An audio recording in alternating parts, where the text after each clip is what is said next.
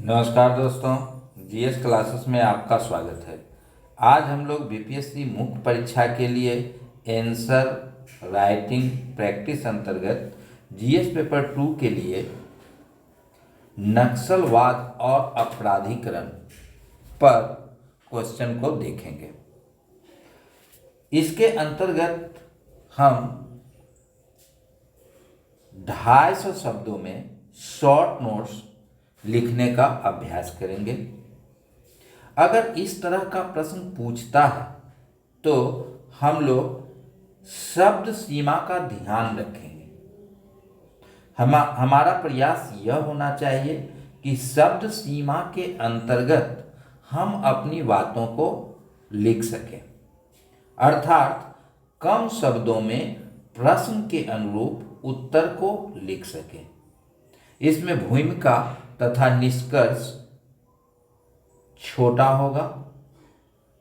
Short notes वाले प्रश्नों में मार्क्स भी ज़्यादा आने की संभावना रहती है, तो इस प्रकार के प्रश्नों का हल करना हमारे लिए बेहतर होगा। तो हम लोग क्वेश्चन को देखते हैं। शॉर्ट नोट्स से संबंधित क्वेश्चन है, नक्सलवाद और अपराधीकरण पर संक्षिप्त टिप्पणी लिखना। यह हमें लगभग 225 शब्दों में लिखना है, तो शब्द सीमा को ध्यान रखना। अगर क्वेश्चन को देखें तो नक्सलवाद और अपराधीकरण पर लिखना है, तो नक्सलवाद का शोषण के विरुद्ध एक क्रांतिकारी विचार के रूप में आया था, लेकिन हाल के वर्षों में यह देखा जा रहा है कि इसमें अपराधीकरण की प्रवृत्ति बढ़ी है। यह आपराधिक घटना का रूप ले लिया है।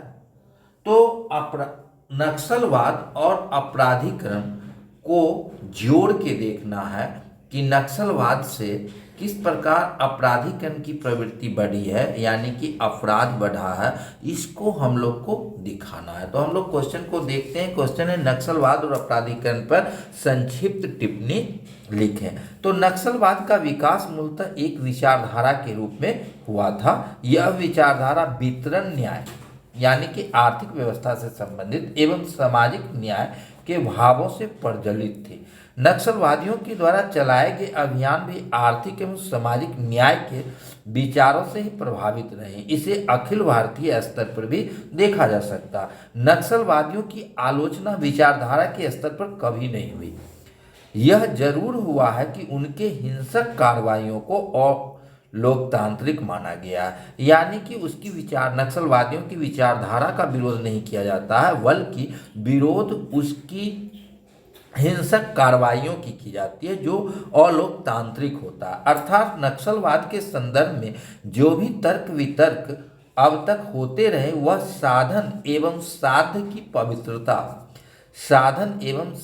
की पवित्रता को लेकर हुए हैं।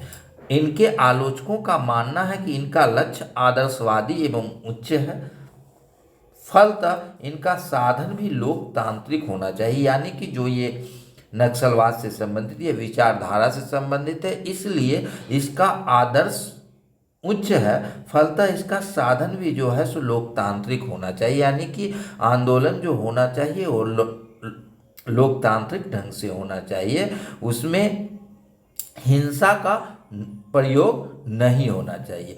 अब नक्सलवादी अपने हिंसक कार्यवाही को आपराधिक दृष्टिकोण के मद्देनजर भी करने लगे। इनके द्वारा जो हिंसा का सहारा लिया जा रहा उसमें एक बड़ा लक्ष्य हथियार के बल पर धन की प्राप्ति करना है।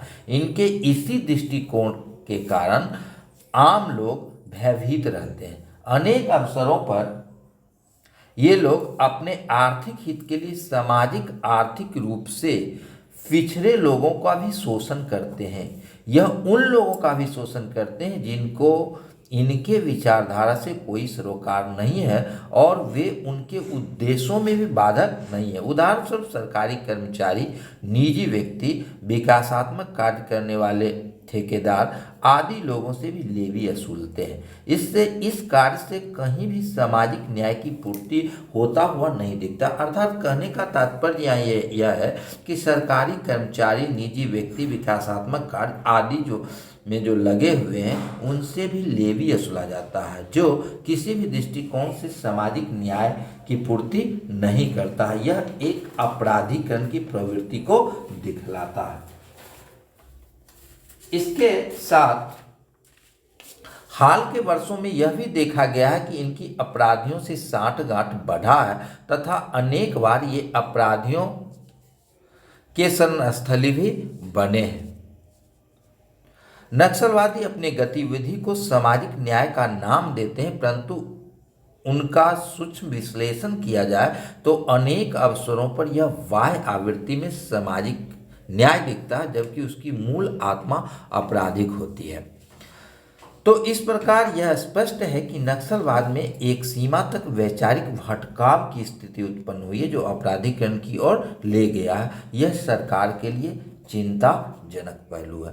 तो अगर नक्सलवाद और अपराधीकरण को जोड़ के पूछता है तो हम लोगों को इस ढंग से लिखना, और लगभग 225 शब्दों में पूछ रहा है तो हमें 225 शब्दों में ही इसको देना है। कुछ 5-10 शब्द इधर उधर हो सकता है। कोशिश ये करनी चाहिए कि शब्द सीमा के अंतर्गत हम अपनी सारी बातों को रख सकें। धन्यवाद।